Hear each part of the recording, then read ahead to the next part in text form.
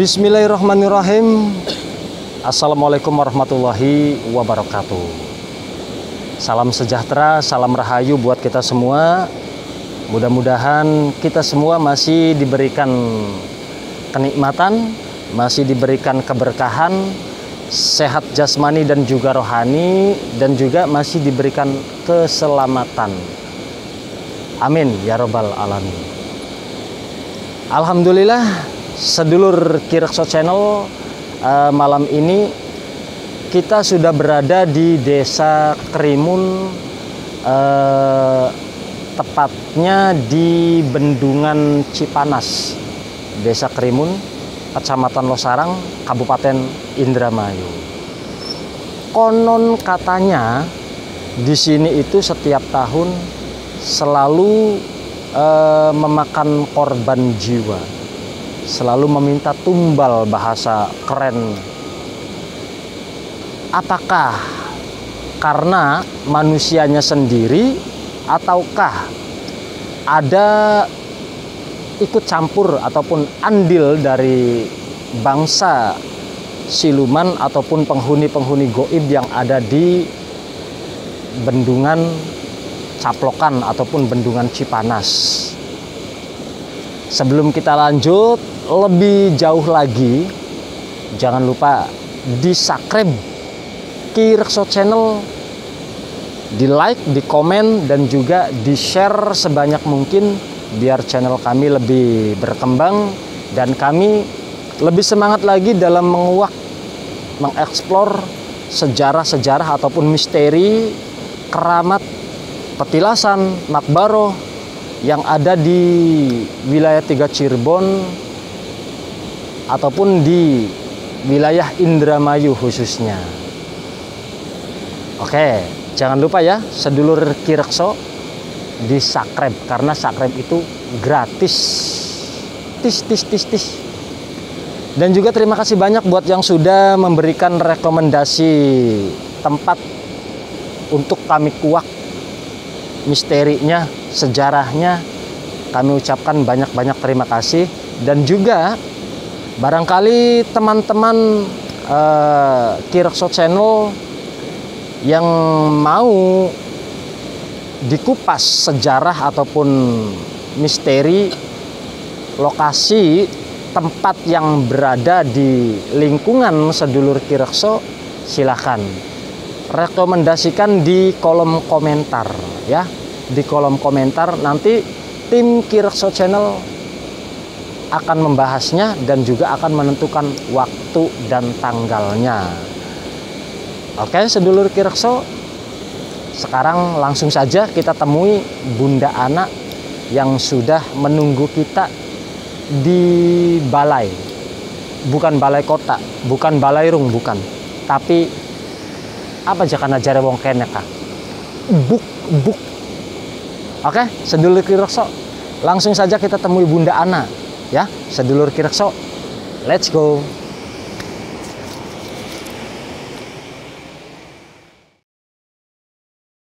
Assalamualaikum Bunda. Waalaikumsalam warahmatullahi wabarakatuh. Gimana kabarnya ini Bunda? Alhamdulillah baik. Begini Bunda, konon katanya sekarang kan kita sudah berada di Bendungan Cipanas. Kata orang sini Bendungan Caplokan. Iya. Nah, konon katanya di sini itu setiap tahun selalu ada saja korban jiwa yang tewas ataupun yang meninggal di sini. Apakah karena manusianya sendiri ataukah karena ada unsur dari penghuni goib ataupun goib-goib yang ada di sini? Supaya sedulur Ki Rekso Channel Ki paham Bunda, tidak bertanya-tanya. Bagaimana menurut penglihatan Bunda di sini? Kalau menurut penglihatan saya, kalau seandainya pun berbeda ya mohon maaf. Ya, wajar.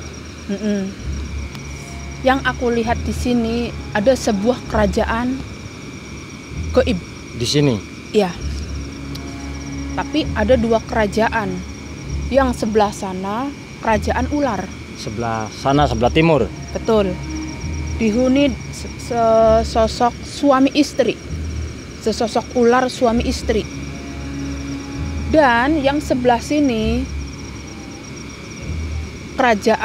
sebuah kerajaan seekor buaya. Jadi sebelah timur ular, betul. Sebelah barat buaya. Sesosok buaya. Ya. Buaya putih. Kerajaan buaya. Betul, buaya kerajaan putih buaya putih. Kenapa? Ada bahasanya minta upeti, minta imbalan. Ya. Waktu itu sebelum dibangunnya pintu air ya namanya. Ya.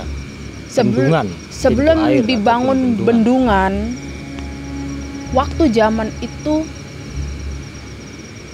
untuk membangun di sini tidak mudah. Banyak korban di sini. Tentunya korban-korban itu meneteskan darah. Dan dari bangsa mereka itu menghisap darah manusia itu, menghisap aura manusia itu, karena waktu itu waktu zamannya Belanda ada pembangunan bendungan ini. Zamannya Belanda diharuskan masyarakat itu untuk bekerja kerja rodi di sini. Betul, siang dan malam tanpa henti, tanpa dikasih makan, tanpa dikasih minum. Mau itu hujan, mau itu panas, tetap harus bekerja membikin bendungan ini. Arah kali ini dari Majalengka ya? Mungkin dari Majalengka mungkin. Arahnya dari arah yang aku lihat dari arah sana. Aku tidak begitu memahami tentang daerah, tapi yang aku lihat aliran kali ini, air ini Cipanas. Dari Cipanas ini, bendungan Cipanas ini dari arah selatan.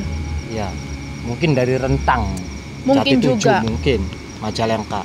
Yang aku lihat dari arah situ. Mau dialihkan ke sini membutuhkan tenaga, membutuhkan pengorbanan. Iya, tidak semudah membalikkan tidak telapak semudah tangan. Itu karena zaman dulu di sini tuh hutan. Belum, sebenarnya ini bukan bendungan, hanya sekedar waktu itu masyarakat dibawa sama bangsa Belanda, orang-orang Belanda untuk membuat bendungan ini dan membuka saluran air. Karena waktu itu mereka bangsa Belanda itu ya menanam sesuatu seperti palawija, daun minyak kayu putih, seperti itu. Jadi di sini membangun biar enggak kekurangan air. Karena Indramayu itu airnya asin. Jadi untuk pengolahan pertanian itu enggak mungkin waktu itu.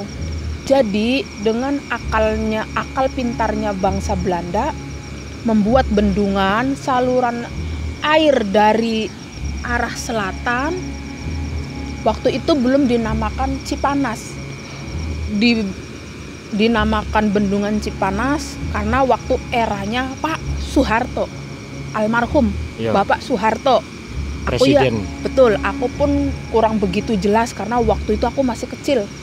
Cuman yang aku lihat sebelum eranya Pak Soeharto, aku ngelihat hanya ke belakangnya itu masyarakat itu kerja rodi di sini, membikin bendungan, membikin saluran air, banyak korban jiwa. Dan membuka bendungan ini tuh tidak mudah. Harus ada negosiasi dengan bangsa makhluk astral. Berarti sebelum dibikin bendungan, dulunya emang di sini tempatnya wingit ya, Bunda? Betul. Jadi ada kayak pembicaraan dengan mereka-mereka untuk supaya mengizinkan membikin bendungan di sini, apapun itu caranya, bahkan nyawa pun taruhannya, itu tidak ada masalah waktu itu. Makanya waktu itu kebanyakan korban jiwa itu dari kerja rodi, dari pribumi. betul, tapi kebanyakan itu pendatang yang dari bukan asli Indramayu, luar daerah lah, kayak gitu, didatangkan ke sini.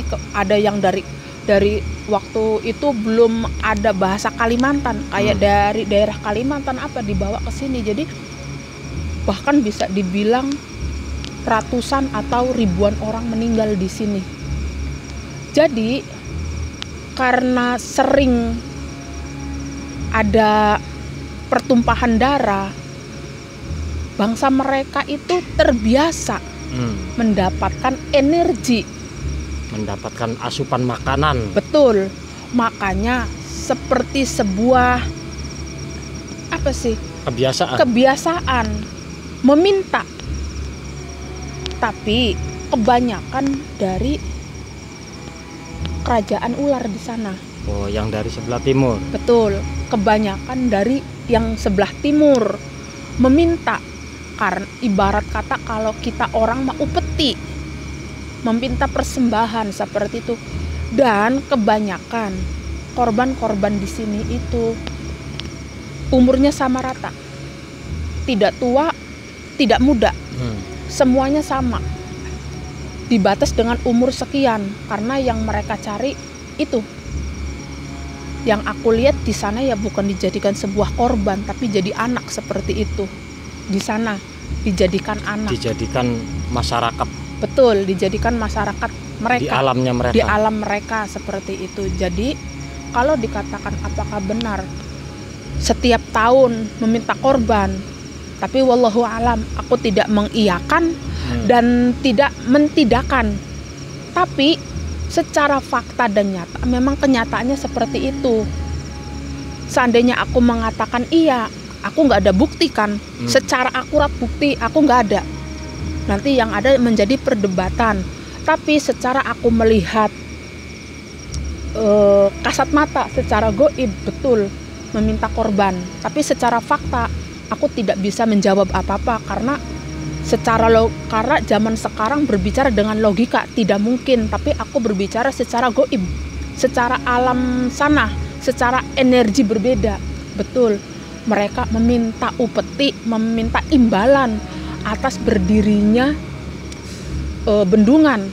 Karena waktu itu kan ada perjanjian, silakan kalian membuat bendungan ini, tapi aku minta per tahun. Setiap tahun harus ada upeti nyawa. Harus ada upeti nyawa. Dan aku minta udah dikasih tahu umur sekian, tidak lebih dan tidak kurang, tidak tua dan tidak terlalu muda, sedang lah seperti itu. Karena yang aku lihat kebanyakan seperti itu, dan kebanyakan korbannya laki-laki, betul nggak? Ya konon katanya sih iya.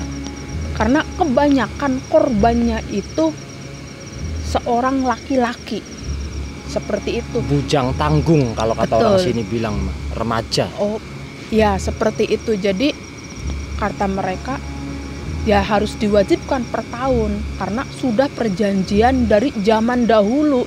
Waktu awal pembukaan bendungan Cipanas seperti itu. Dulu yang aku lihat dulu bendungannya bukan seperti ini. Jadi seperti putaran roda, tapi besar. Putaran roda terbuat dari kayak dari kayu seperti itu, tapi besar. Mungkin seiringnya waktu bertambah, semakin modern, dirubahlah sekarang. Kalau dulu nggak seperti ini, kalau dulu belum seperti ini, dan tanahnya juga masih tanah liat. Cuman di sini ada bendungan besar seperti ini, besar banget, bulat seperti roda seperti itu. Untuk apa sih? Biar menghambat air. Betul, karena waktu itu kan mereka di sini seperti menanam sesuatu seperti padi, sayur mayur seperti itu. Bahkan kayak minyak kayu putih juga kan, pohon minyak kayu putih kan mereka tanam di sini. Kalau bisa dilihat di sini tuh banyak peninggalan-peninggalan. Cuman kan seiringnya waktu tertimbun seperti itu. Konon katanya masih ada, Bunda. Konon katanya sedulur Ki Rekso masih ada bekas lori. Apa ya? Jalannya kereta pengangkut barang-barang. Konon katanya masih ada, tapi sebelah di sini, sono, iya. Sebelah sini di sawah. Ada. Sekarang sudah sawah. Yang aku lihat sebelah situ ada. Jadi semacam kayak tempat jalannya, yaitu mengangkut hasil bumi kita, diangkut sama mereka lewat jalan itu. Ya, diangkut terus dikumpulkan di Wedana. Di sini kan ada Kawedanan. Itu kan peninggalan kolonial Belanda. Sampai sekarang masih ada. Cuma sekarang sudah berada di lingkungan Rumah Sakit Bayangkara. Jadi ya nggak kurang nggak lebih yang aku lihat seperti itu. Nggak mau ditambahkan ataupun nggak mau dikurangkan. Yang aku lihat seperti itu. Jadi seandainya ada kekurangan, ya mohon maaf. Karena tidak semuanya orang yang mendalami spiritual itu sama pandangannya seperti itu. Ini dalam pandangan saya seperti ini. Mungkin spiritual yang lain mempunyai pandangan yang berbeda. Jadi seandainya berbeda pun ya mohon maaf. Jadi berarti di sini banyak makhluk-makhluk gaib ya, Bunda ya? Banyak. Tidak cuma bangsanya ular dan juga bangsanya buaya, tapi banyak. Yang lainnya juga ada. Karena dari bangsa buaya putih, mereka hanya berpakaian seperti modelnya celana, tapi segini warnanya putih, dengan sini ikat pinggangnya emas, dengan ya seperti kerajaan lah berpakaiannya, tapi tidak berpakaian, hanya dari pusar pinggang ke bawah selutut adanya di situ. Beliau banyak, para prajuritnya juga banyak.